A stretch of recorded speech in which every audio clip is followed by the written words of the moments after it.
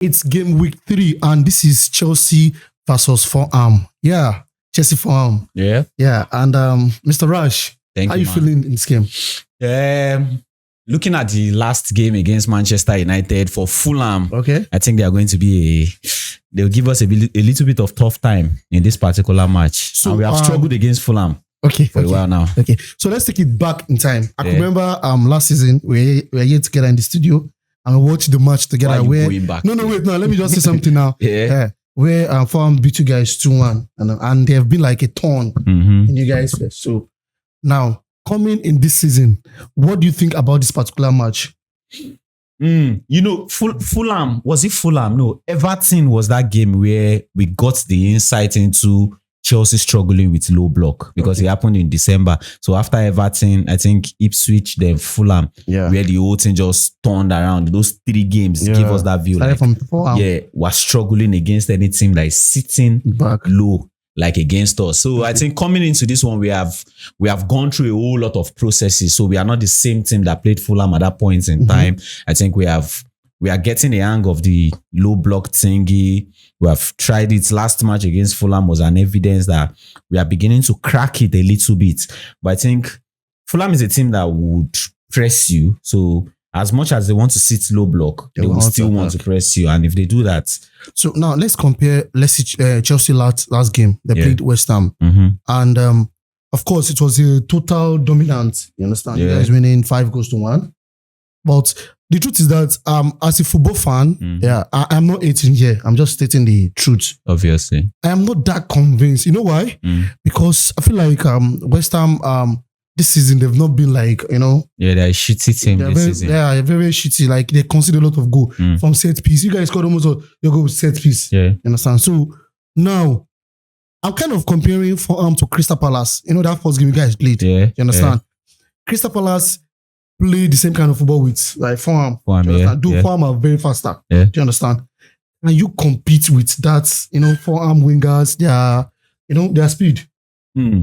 I think we can come if we can play the Crystal Palace match, and I think if they are similar teams, this is where I want to look at it. If they are similar teams, you just want to go back to the Crystal Palace match, though there are going to be individual differences, but the ultimate setup is like they set up in the same way, 3-4-2-1. But if you have played this one and you see the way, or you saw the way it went for you, and you're looking at somebody that's coming ahead of you, it's just like look at this. Look at things where you did what you didn't do right. Yes. Yeah, and what you did wrong. Okay. Change the whole thing. Look at how can I exploit this particular kind of formation? Do the same thing and just come up with your own kind of What do you formation. think is Chelsea's strong how will I put it? What do you think is your most how will I put it? Our strength. Strength. What do you think is your strength right now? Our strength in this particular match, I think we will take total dominance, which is good, which is a strength. But if you are taking total dominance against a team that is sitting low block, that means you are just kicking the ball around, kicking it everywhere, which the total dominance still does not make any sense. Yeah. But out of taking dominance in this match, if we can take our chances, when you get I was checking the record, I think 2 days ago, and I'm saying that we are the team that has lost, like we created like big chances. Chelsea is the team that has missed most big chances in the Premier League this season. 4 big chances missed already. Wow. So you don't want to come into a team where you're playing against a low block and you're still missing big chances. You don't want to do that. So as much as you are taking dominance of the game, you need to like take your chances when they come. Yeah, I get you. Yeah. And thank God that you guys now have like striker that don't actually miss goal like Jackson. So let's look at the lineup. In goal. Yeah, in goal, Sanchez it is. Yeah, for the right back.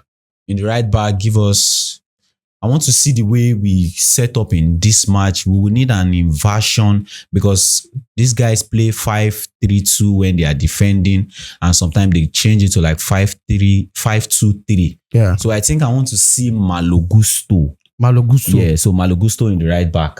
Not Rhys James.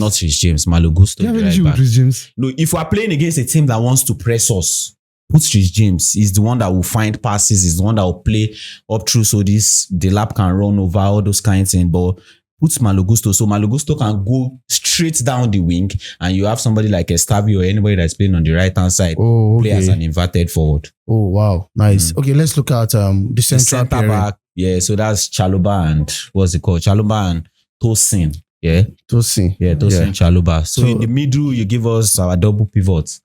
Enzo Fernandez and Moises Caicedo. Yeah. Strong, balanced midfield. Kopama didn't play last match. Kopama didn't play. I heard he had groin. Yeah. Groin injury. But it wasn't anything serious, because according to Maresca in his press conference, he said it was something that has happened in the Crystal Palace match. He was feeling it, but it was not serious. So during the warm-up for the West Ham match, quick one, I want us to spend like 1 minute on, before we continue this thing on Kopama. I don't know, are you concerned about his form?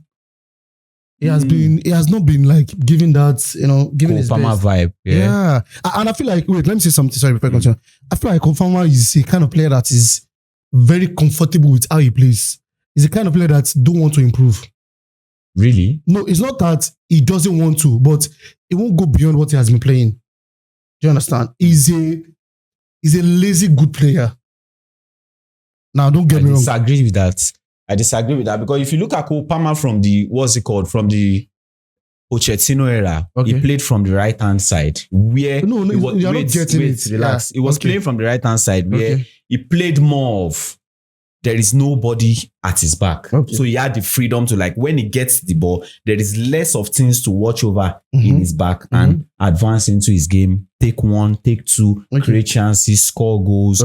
Getting into Maresca era, it was a different ball game. He was shifted from playing in the right-hand side, shifted to playing in the attacking midfield. And if you are playing in the attacking midfielder, you have enemies surrounding you in the 4 corners of the pitch. Like, you have to watch here, watch there, watch here, watch your back. So it's like a transition. I feel like that's what he started with. He's an attacking midfielder. It's not necessary. Under Pep Guardiola, the little matches we saw him play, he played from the right-hand side.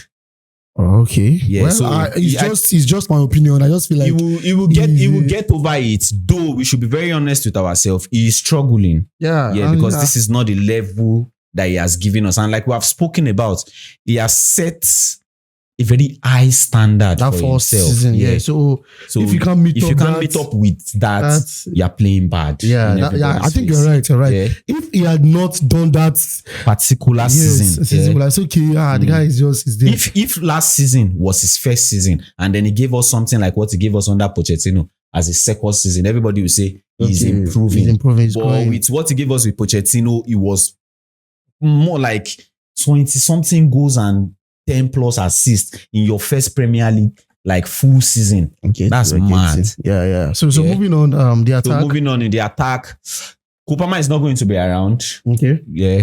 But I didn't watch. He's not playing? Yeah, I didn't watch the press conference. Sorry about that. I didn't watch the press conference. So if he's not going to be around, so definitely put João Pedro in that position again. Let him play as the attacking midfielder. Whoa. Yeah, he played attacking midfield position in the West Ham game. So it was more like a decoy, allowing Delap stay up front, so Delap can shift people to the other side. And your wingers. So he can run through. And the winger, I want to see Pedro Neto and Estavio again, because Jamie Gittin is still...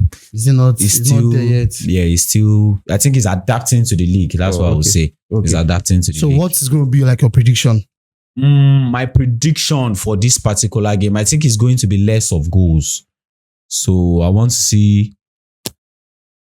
Are we going to keep a clean sheet? I'm trying to ask myself. I do not really see... I know Fulham was going to score again. You know something about Fulham, according to what I have checked in the first match and their second matches. They don't create much of chances. Yeah, so they are... But you check their conversion rates. As much as they're not creating much of chances. Any of their chances, they take it. They don't joke with their chances. Yeah, so that's true. There are a lot of factors to consider before we look at the prediction. And I think, look at their first match and their second match. I think their defense is a weakness for them. Yeah, the first match, there was a penalty conceded. Second match, there was a penalty conceded. So if you have somebody like Estavio, if you have somebody like João Pedro who can move with the ball quickly, and somebody like Delap that is always trying to show power against physicality against the defense that wants to show that they are stubborn. I feel like in that match we can get a penalty. But you should look at Fulham's strength. Fulham, they have sharp wingers, very fast wingers. They are not very slow with the ball. They're very, very fast with the ball on the ball. You understand? So and their transition, that's one thing I still recommend. Their transition is is sweet, is superb. They will sit for you when they are defending, calm down, and they play more of like positional kind of play. They don't really go out of the way from this guy running. No, they don't do that. They dominate their own space. Iwobi is always there. Iwobi is there. So this guy is always there. So when we play them and they sit deep, gets the ball, when they are going on transition, we have to be very alert because they are wicked with the ball, especially Iwobi. Iwobi against Chelsea is always a problem. I think I'm seeing a 2-2.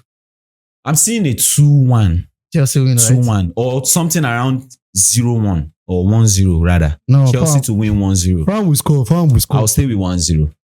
2-2. 2-2 for you. I'll stay with 1-0. Thank you very much. All right. So thank you guys.